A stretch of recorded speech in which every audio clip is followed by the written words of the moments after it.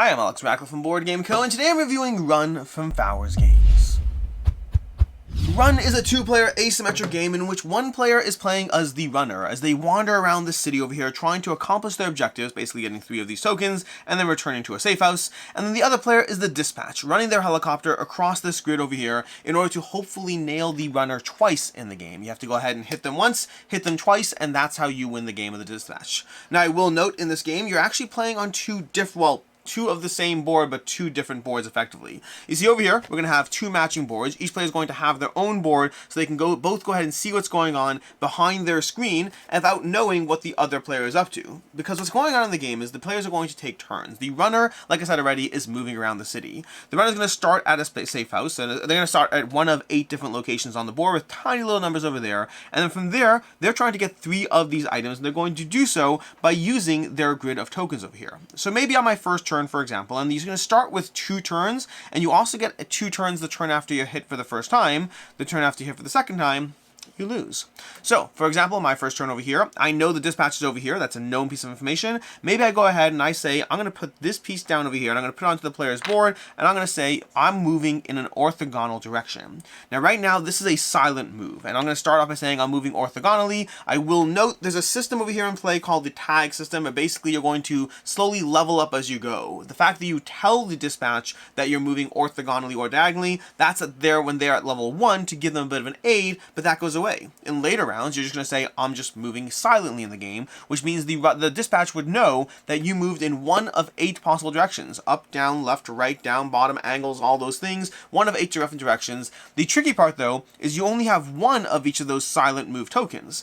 The other move options you have are a wild, where you say, hey, by the way, I moved in one of the key orthogonal directions over here, but you don't know which one. Or alternatively, you have a sprint, where you say, look, I moved all the way up. Well, not really all the way up. I moved up any number of spaces, anywhere from 1 all the way to across the entire board. You're sprinting across the board. Effectively, you're always giving the dispatch information, but how much information is a little bit more, well, unknown. So for example, if I start by moving in an orthogonal unknown direction, then you know that I've moved here, here, here, or here. But then if I follow that move, for my second move, let's say I go ahead and I do a sideways sprint over here. So I follow that orthogonal move with a sideways sprint. The problem with that is that means either I'm here and then anywhere over here, or I'm here and then anywhere over here, or I'm here and then anywhere over here, or I'm here, in which case I'm there, because if I went there, you can't actually sprint over the tops of buildings. In general, in order to go on a building, you have to move up a fire escape, which means you have to go specific little spots in order to get to the top of buildings, and from there, there's rules around moving off of buildings a little easier. There's also going to be tools and equipment you're going to gather that's going to help you along the way. And so you can see how a puzzle starts to form. As you start playing pieces, usually you get 1 turn, the dispatch gets their turn, and you go back and forth, but you start with 2 turns to throw them off because they know where you started. But then, if things are looking a little bleak for the dispatch, that's where the dispatch has their own tricks up their sleeve, because on the dispatch's turn, they get to move as far as they want in an orthogonal direction. They are in a helicopter after all, and I will note as the runner, you also don't see their screen, but you have some piece of information. So for example, maybe the dispatch over here goes all the way down. Maybe over here, I could have gone here or here, and so I, as dispatch, I play my odds over here, and so because I don't know where you went, I go down over here. Maybe I actually did go over here, and then sprinted, well, nowhere. That actually would be a very clever little bluff over there. But as dispatch, I move over here, and then I'm going to say scan row. So I'm going to say scan row right now. I would like to know which row you're in, and I'm going to say row 3. So if that's the case over here, you now have to announce if you're in row 3. And then this will go face down, and I will have to take a refresh turn to get that action back. Now the good news is that'll give me a lot of information about where you are, but maybe not enough. But over time, you're slowly gathering where you think the runner's going, and as the runner limits their options, because as they play pieces, you will start to be able to figure out, well, if I know you played that piece, I know you used up that, then the amount of options you have at your disposal get fewer and fewer as the game progresses. Meanwhile, for the dispatcher side, you're going to have the floodlight over here, which lets you search 2 spaces directly by you. You have scanning rows and columns, and then you have 2 tiles that let you actually shoot the runner over here. The sonic blast, which hits your space and adjacent space, and the stun gun, which has any single space in the current row or column. So basically, complete flexibility, but you're going for an exact space. And if you hit the runner, they get to go ahead and take 2 actions, because if you hit them again, they lose the game. That's the basic back and forth over here. Now, whenever you miss, you're going to go ahead and draw from a backup plan. So you're going to go ahead and draw a backup plan card over here and take one of these options, or it's a little more specific than that because it depends on what the run has done. But at the very least, that's the top action, maybe additional actions, as you try to figure out, okay, now the runner must reveal the first unresolved silent action action, that Profiler Help card, that is a mean card, by the way, the Profiler Help. If you get that early on, you're in trouble, because right away this says, okay, you missed, you got the wrong row, but now they have to reveal what their first hidden move was, which now you know they moved that way in the game. That's going to give you a lot of information. And so that's the basic back and forth. The dispatch has to occasionally take refresh turns to get back their hits, because you're going to need those hits, because unless you get really lucky, you're going to have to almost only take a refresh turn to be able to get your second hit on the runner. Meanwhile, they're dashing around trying to gather 3 pieces of equipment over here, because these over here, these are going to actually give them, their goal is to get 3 of these, but these will go onto their board where they now have access to special equipment that gives them additional tools. Like over here, one of my favorite ones is the crowbar, which lets you move from any space around a building to any other space around the building because you have access to the crowbar.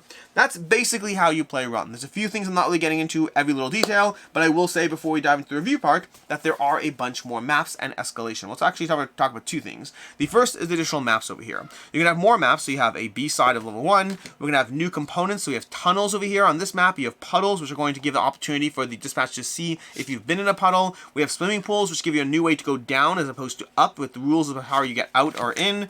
We have over here, we have these zip lines over here. Zip lines are going to operate with their own little puzzle as far as how you move from building to building. There's even a donut, which yes, has a mechanical aspect to it. We have this board's more of the same with more pools over here. And then we have more of these over here. We have currents on this board over here. These currents are going to force you to move at the end of your turn. Well, force is a relative term because generally I want to take advantage of that as much as possible. And then lastly, there's a tag system in the game. As you go through the game, as you earn wins, there's a player sheet where you can mark down your name and track the wins you've earned. And effectively, as you start winning, you get certain more additional rules pressed against you or advantages taken away. Things that will balance the game so that the better players, the players who have earned those wins, will effectively be operating with a slightly different rule set to accommodate and escalate the gameplay of the game. And that is basically how you play Run, which brings us to a review starting with Ease of Play. Ease of Play is pretty solid in this one. The rulebook is pretty straightforward. There's information to take in, for sure there's things to process, but overall, I did not find this an overly complicated game. As far as game time, it can depend on the players very heavily, depending on how much of what your vibe is as far as table talk, as far as how much time you take planning and thinking. This is a game you can knock out in 20 minutes. It's also a game that can easily take an hour. It really depends on the players at the table, how fast you get caught, and how much you like to engage in that, well, the entire experience. As far as what I like, don't like, and can see others not liking, starting off with, this is a tight hidden movement game.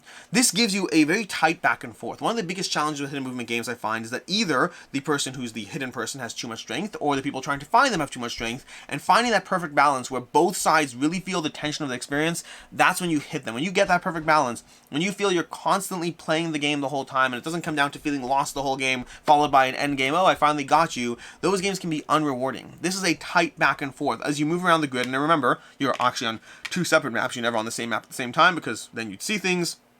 But this gives the board is so condensed to begin with, a 6x6 grid, and the fact that you have limited actions as the runner, the fact that you have the options to constantly ping a very small grid as a dispatch means this is a very tight back and forth with a lot of variety to the gameplay. Between the tag system and the variable maps, and the fact there's additional equipment that you can unlock as well, we haven't talked about that, there's additional things in the game, this makes for a very tight experience that gives you iterative gameplay and variety to the gameplay, just keeping this fresh for a long time, and it's rewarding on both sides of the table. As the runner, you constantly feel like you'd make these clever moves to outwit the dispatch, and as the dispatch, you're getting into those mind games, understanding the player you're playing against, understanding how they like to play, how much moves and optimization are they willing to waste to get one over you, because you know what's more satisfying than what they just did? Wasting their waste by figuring out what they did anyway, because it was the least obvious thing to do, because it was efficient, and you still caught them. It is satisfying and rewarding on both sides of the table in a very accessible, easy to play experience with the equipment, the backup plans, the hidden actions, the action economy. There's so much going on here. It teaches in 5 to 10 minutes, plays in as little as 20 to 30 minutes. Again, you could have longer games, but generally I'd say in the 30-minute range. It is a very strong, very accessible, very engaging hidden movement game.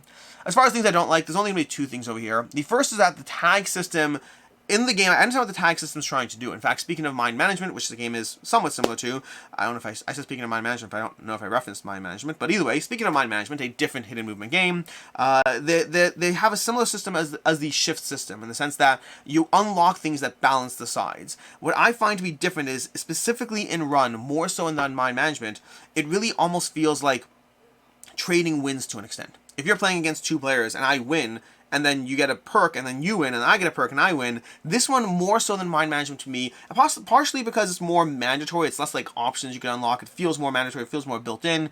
but it felt a little bit like trading wins. Like, hey, we're having a great game between two fairly well-balanced people. Oh, look, you won. Okay, great. Well, now I have an edge. Okay, great. I won. Now you won. Now I won. Now, over time and player counts, I think it does balance out. I think it's a great system for when I'm playing against somebody else to compensate for the experience I've gained. So I do think it's a good system, but it sometimes comes at the cost of feeling like you're trading wins, not because you're better players, but because you're just giving perks to whoever lost that can be strong enough between balanced players to shift who's winning. And that will expire as you level up. You're gonna slowly balance it out. So it is something that goes away, but it is something that felt a little bit like, I would say that winning right after you lost felt a little less earned against a direct head-to-head opponent that you're having several games back-to-back. Hopefully that makes sense. The other thing I'll say is that the precision of the system, the tightness of the system, the fact that you're operating on this little 6x6 grid, the fact that you're often making moves where it's like, okay, great, well, I know you have to move either up or down, so you're either going to be here or here, and that means you're probably going to go here. The precision of the system makes it feel tight and engaged the entire time, but it comes at the cost that sometimes you're effectively making a guess from limited options. As the dispatch, you might narrow down to 3 possible moves, and that means sometimes it's like, oh, I got in their minds and I caught them, and other times it's like, I had to guess one of those 3, they all seem viable, and you just get lucky enough times. Because of how tight the system is, getting lucky from a small subpool of guesses does happen. It gives you the upside that the game always feels tight and condensed. It gives you the downside that sometimes you win, or you catch, or you hit, because you just made a guess out of 1 out of 3, and you happen to get lucky. As far as I can see others not liking, it can feel very restrictive as the runner, or very, it can feel very restrictive as the runner because of the tightness of the board, and you can feel very stuck as the dispatch, especially as you start to use your hit actions. This is a game that I do find to be very tight and balanced and very, very well done as far as a hidden movement game, but again, going into that limited board space, it works really well, but it can be a game system that just doesn't work for you. It gives you that less sense of agency as you go through a dispatch, or a little more stuck as the runner. I'll say that the backup cards also have an interesting aspect where the backup cards can sometimes be stronger than actually finding someone. Finding out that you actually correctly pinpoint them in their row is strong, but sometimes you actually get backup card plans that are stronger. It is situational. I would say that in general, trying to do what you're doing on the board makes more sense, but there are times where you get a situational reward from the backup plan that makes it actually feel stronger than actually hitting, which you could argue. You could even make the argument. I wouldn't want to make the argument because I think you can't plan around the backup plans, which is the tricky part. But there are times if you miss, you may actually find yourself with more information than if you had hit, which is a interesting little balance over there. As far as final thoughts on Run, I very much like this game, and I wasn't expecting a lot from it. I think a big part of that is I had played the original Fugitive from Fowers Games, which is another kind of 2-player kind of tracking experience, which is a little more abstracted. I thought it was very clever and very well done, but it was a good game. It was not to me, it was not a great game. It was a very good, very clever game. It was good for a few plays, and I moved on from it. And so when they had Run, the next game in the line or not, I kind of expected something in that range. I expected to enjoy this game. I thought I would like it, but I wasn't excited for it. And then I played it, and this is really, really well done. To me, this feels like Mind Management in a more condensed, more accessible experience. And I love Mind Management, and this feels different, yet it occupies the same feeling while being very different than the actual implementation, and very different as far as, specifically 2 players, a shorter playtime, generally more accessible. I think this is a fantastic game. I really like what it's doing, and I was very impressed by this. To me, this is a 4.5 out of 5. The only thing that holds it back is the experience is condensed enough, because the tag system, the trading over there, that's something that could play out over multiple games, but I think that the tightness of the system means sometimes it just comes down to who guesses better, or the dispatch guessing effectively, and that takes a little bit away from how much I enjoy the experience, but otherwise it's a fantastic game that I very strongly recommend. As far as other game recommendations, I mentioned both of them over here, but if you're looking for another 2-player kind of hidden finding, a little more abstracted from Fowers Games, Fugitive is a very rewarding experience. To me, it capped out a bit after multiple plays. I kind of felt like I'd seen the system, and this one is a little more iterative and a little more variable and a lot more going on. And if you're looking for something to escalate to the next level, I think Mind Management is a great next step that will give you the same feeling as this game, but with more players and with a lot more going on, but also at the cost of a little bit of accessibility. In any case, and until next time, I'm Alex Radcliffe from Board Game Co. I hope you enjoyed this video, and as always, I hope you have a good one.